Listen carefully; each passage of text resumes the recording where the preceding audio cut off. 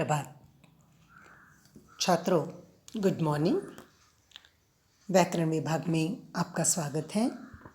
हिंदी राष्ट्रभाषा का व्याकरण और उसमें काल, ये विभाग हम देखने जा रहे हैं। प्रस्तावना में हमने काल की परिभाषा और अधिकतर ज्ञान ये भी मैंने स्पष्ट कर दिया है। आपको मुख्य रूप से काल समझ लेने से वाक्य की रचना प्रश्नों के उत्तरों में हो, बातचीत करते समय हो, कथा कहानी लेखन करते समय हो, निबंध लेखन करते समय हो, या रोज़ के जीवन में बातें करते समय हो, किसी अनजान जिसको हिंदी नहीं आती उसको आपको ठीक से बताना है तो भी आपको काल का प्रयोग सही तरह से आना बहुत ज़रूरी है।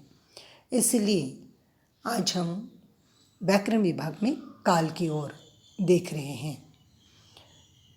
एक बार काल के अनुसार वाक्य का उच्चारण हुआ तो सही, थोड़ा सा भी उसमें गलत उच्चारण हुआ तो बहुत फर्क पड़ता है। उदाहरण के लिए बताऊं तो वह गया था, ये बोलने के बजाय वो जाएगा बोला तो पूरी तरह अर्थ बदल जाएगा। इसलिए कौन से काल में वाक्य का इस्तेमाल कर रहा है उस पर उस घटना कहानी का क्रम निश्चित रहता है। और आइए, इसलिए व्याकरण विभाग में काल की ओर शुद्ध भाषा के लिए हमें देखना है, जिसके लिए हम पहले भी ज्ञान प्राप्त कर चुके हैं। केवल रिवाइज के लिए आपको बता रही हूँ कि काल के भेद मुख्य, फिर से एक बार याद रखो, मुख्य 3 प्रकार हैं। हिंदी राष्ट्रभाषा में मुख्य 3 प्रकार हैं जो हमने क्रिया के अनुसार कैसे बदलाव होते वाक्य को उदाहरण देकर देखे हैं, समझ रहे हैं। वर्तमान काल, भूतकाल और भविष्यकाल। इनकी मैंने परिभाषा, इनके उदाहरण सब आपके सामने स्पष्ट कर दिया है। आज के विभाग में हम खास तौर पर ये मुख्य प्रकारों के भी और उपभेद किए जाते हैं जिन्हें भेद कहा जाता है।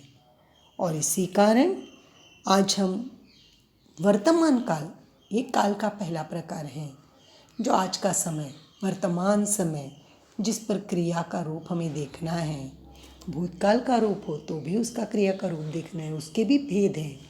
केवल एक भूतकाल बोल दिया तो हो गया काल, नहीं, हमें आगे का भविष्य का ज्ञान प्राप्त करना है तो उसका एक ज्ञान प्राप्त करेंगे, उसके प्रकार है वो देखेंगे। आज के इस अभ्यास में, पढ़ाई में आपके लिए स्वागत है कि काल के भेद के इन तीनों प्रकारों को जिसने अच्छी तरह समझ लिया उसको ये आगे आने वाला महत्वपूर्ण विषय समझ में आएगा।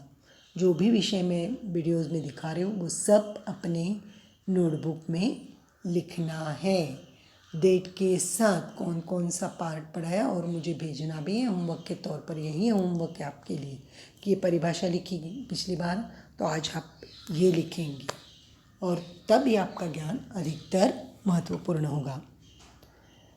1, वर्तमान काल के 3 भेद हैं। अब देखिए, पहला काल का प्रकार हमने देखा वर्तमान काल, लेकिन उस वर्तमान काल के भी अब भेद है। भेद मतलब प्रकार। वर्तमान काल बोल दिया तो वर्तमान काल माने आज का समय, ये हमने पहली परिभाषा में देखा था। लेकिन उच्च ज्ञान प्राप्त करने के लिए आपको ये देखना पड़ेगा कि वर्तमान काल के 3 भेद हैं जो आपको सामने चार्ट नज़र आ रहे हैं। सामान्य, अपूर्ण और पूर्ण, ये 3 छोटे छोटे नाम हैं जिसे कहा जाएगा पहला सामान्य वर्तमान काल, दूसरा कहा जाएगा अपूर्ण वर्तमान काल और तीसरा कहा जाएगा पूर्ण वर्तमान काल। तो ये वर्तमान काल के तीनों अलग अलग भेद हैं जिनको हम देखने जा रहे हैं। पहला प्रकार आज देखेंगे वर्तमान काल माने अभी का समय, ये हमने देखा है। लेकिन अब इसमें 3 प्रकार कैसे हैं, तो पिछली बार भी मैंने कहा था क्रिया का रूप देखिए, क्रिया के रूप से पता चलता है। और इसीलिए वर्तमान काल की, सामान्य वर्तमान काल की परिभाषा हम देखेंगे। आज इन तीनों भेदों को अच्छी तरह से देखेंगे। सामान्य वर्तमान काल, सिंपल प्रेजेंट टेंस आप जिसे इंग्लिश में कहते हो, जिसकी हिंदी में परिभाषा है सामान्य माने क्या, क्रिया की सामान्य दशा होने का बोध होता है। परिभाषा है कि क्रिया की सामान्य दशा होने का बोध होता है। ध्यान से देखेंगे तो मैंने कुछ उदाहरण लिखे हैं, उन उदाहरणों को मैंने रेखांकित किया गया है, अंडरलाइन किया है, ताकि आपको ये बात समझ में आए कि पहला उदाहरण है माँ खाना बनाती है। ठीक से उदाहरण देखिए, माँ खाना बनाती है। दूसरा उदाहरण है पंछी आकाश में उड़ते हैं। दूसरा उदाहरण पंछी आकाश में उड़ते हैं। तीसरा उदाहरण है वह पाठशाला में पढ़ता है।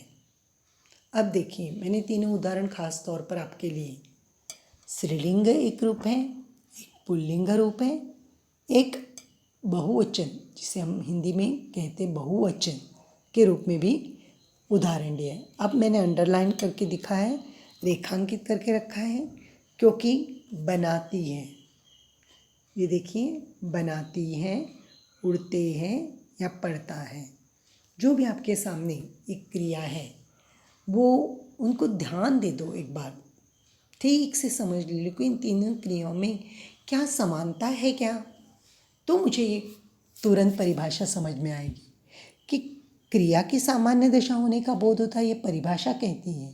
लेकिन उदाहरणों को देखने के बाद मुझे सामान्य शब्द में ही उसकी परिभाषा मिलती है।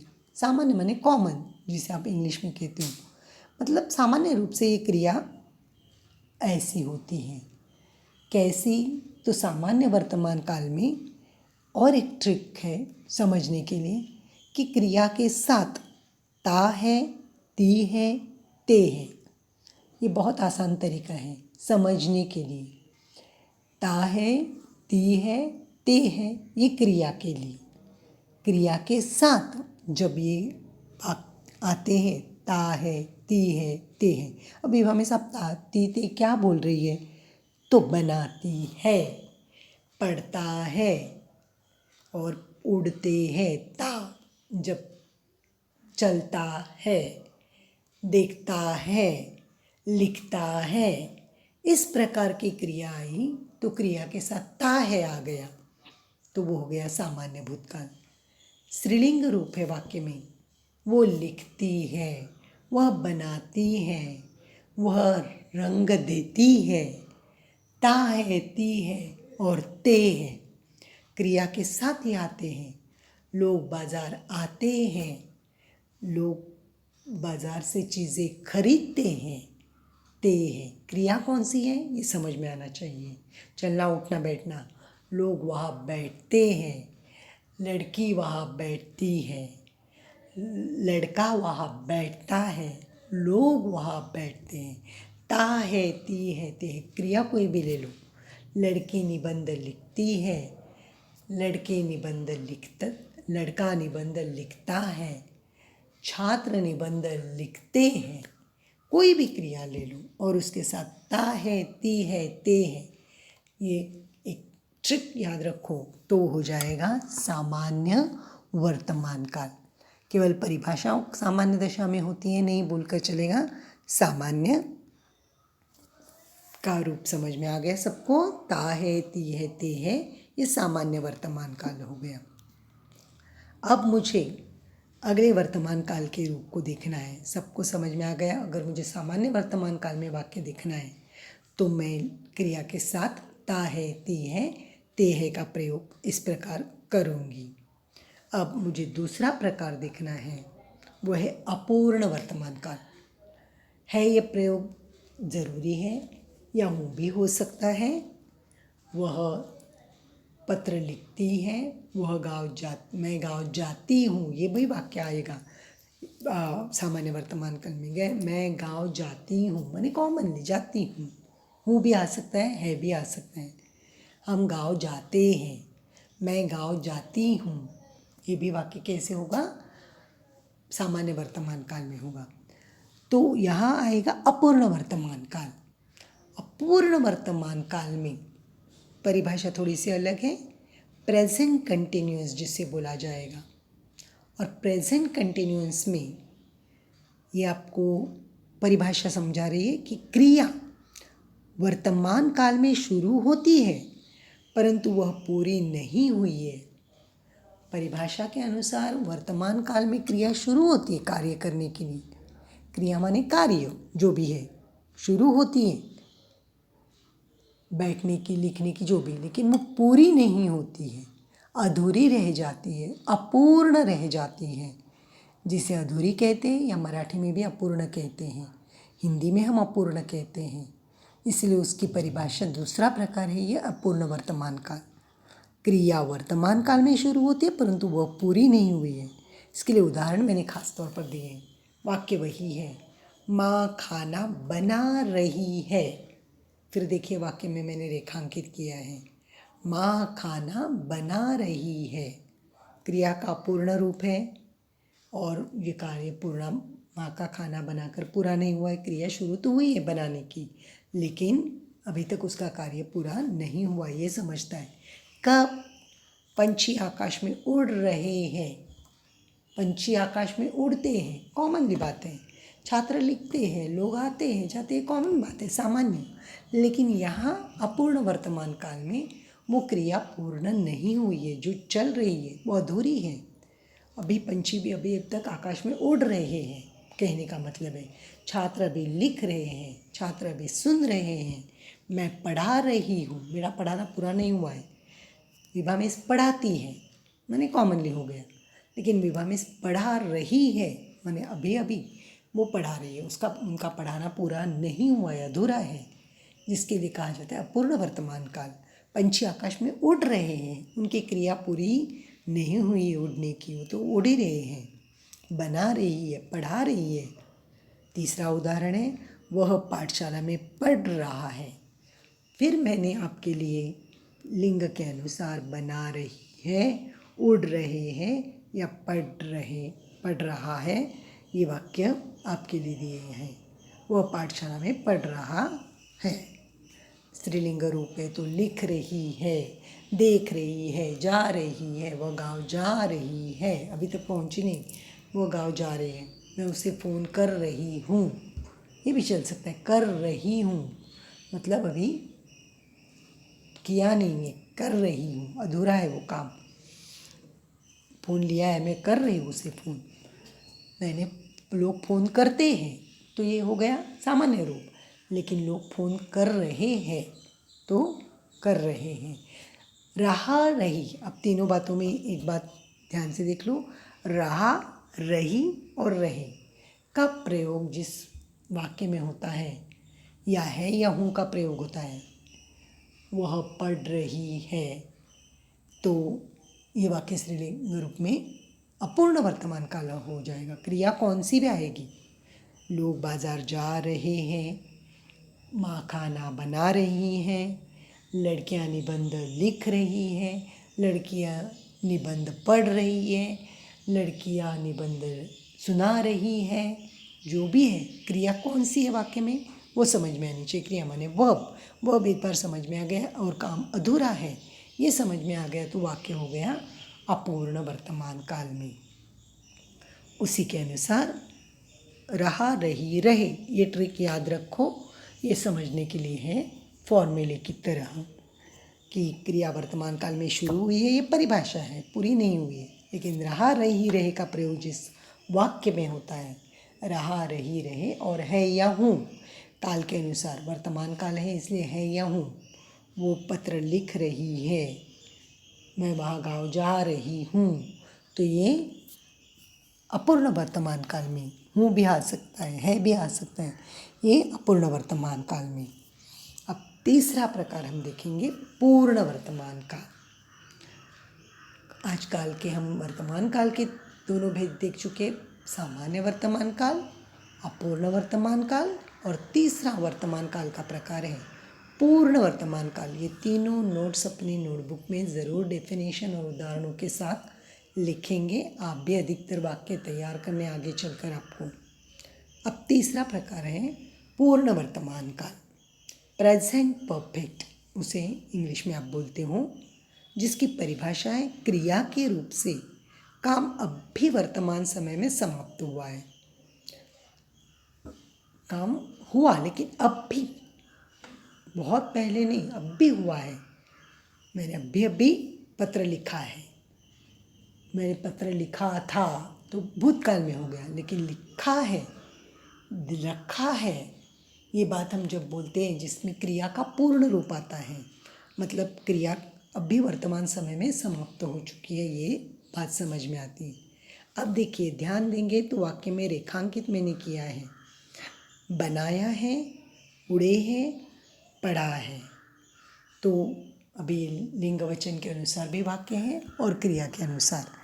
माँ ने खाना बनाया है, तो ये वाक्य अभी अभी उसका खाना बनाकर तैयार हुआ है, ये समझ में आ रहा है। माँ ने खाना बनाया था तो भूतकाल में, बहुत पहले, कल या उस वक्त बनाया था, लेकिन माँ ने खाना बनाया है, अभी बनाया है, अभी क्रिया समाप्त हुई है, इससे समझ में आता है। पूर्ण वर्तमान काल इसे कहा जाता है।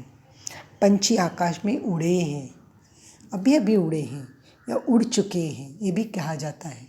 अभी चूँकि ये प्रयोग पहले किया जाता था, इसलिए मैंने वो दोनों शब्द दिए हैं। पंछी आकाश में उड़े हैं, उड़ चुके हैं, अभी उड़ रहे थे, अभी उड़े हैं। वह पाठशाला में पढ़ा है या पढ़ चुका है, वो इसी पाठशाला में पढ़ा हुआ है। तो पढ़ा है या क्रिया का पूर्ण रूप समझ में आता है। पढ़ा, बनाया, उड़े या उड़ा, ये समझ में जब आता है क्रिया का पूर्ण रूप, लेकिन अंत में है या हूँ का प्रयोग आता है तो समझ में आने का पूर्ण वर्तमान काल ये होता है। फिर एक बार मैं आपको बता रही हूँ कि मैंने रेखांकित किया है, बनाया है, उड़े हैं और पढ़ा है या उड़ चुके हैं वो क्रिया। इन रेखांकित माने अंडरलाइन की गई पंक्तियों पर ध्यान देखो तो ट्रिक याद आएगी, जो आसान है, कि क्रिया का पूर्ण रूप लिखा है और है या हूँ का प्रयोग किया है, इस समझने के लिए। बनाया है, पढ़ा है, उड़े हैं, क्रिया का पूर्ण रूप आता है उस वक्त, और है या हूँ का प्रयोग अंत में आना ही ज़रूरी है। मैं गाँव पहुँची हूँ, अभी पहुँची हूँ, मतलब अभी पहुँची हूँ। तो मैं गाँव पहुँच गई थी, अभी मैं पहुँची हूँ, तो ये भी हो सकता है, पहुँची हूँ भी आ सकता है, वो पूर्ण वर्तमान काल में हो सकता है। छात्रों ने निबंध लिखा है, अभी लिखा है। छात्रों ने अभी वर्तमान काल की परिभाषा सुनी है, अभी सुनी है, सुनी थी मतलब बहुत पहले भूतकाल में, लेकिन अभी सुनी है, तो ये हो गया पूर्ण वर्तमान काल। आपको क्रिया के पूर्ण रूप और है या हूँ का प्रयोग, ये छोटी सी ट्रिक रखने के लिए, याद रखने के लिए वाक्य में समझ में आती है। आज का विभाग यहाँ तक समाप्त है। वर्तमान काल के तीनों भेद आज हमने अच्छी तरह से देख ली, जिनको आप नोटबुक में लिखेंगे और मुझे मोबाइल पर फ़ोटो भी सही तरह से भेजेंगे। धन्यवाद।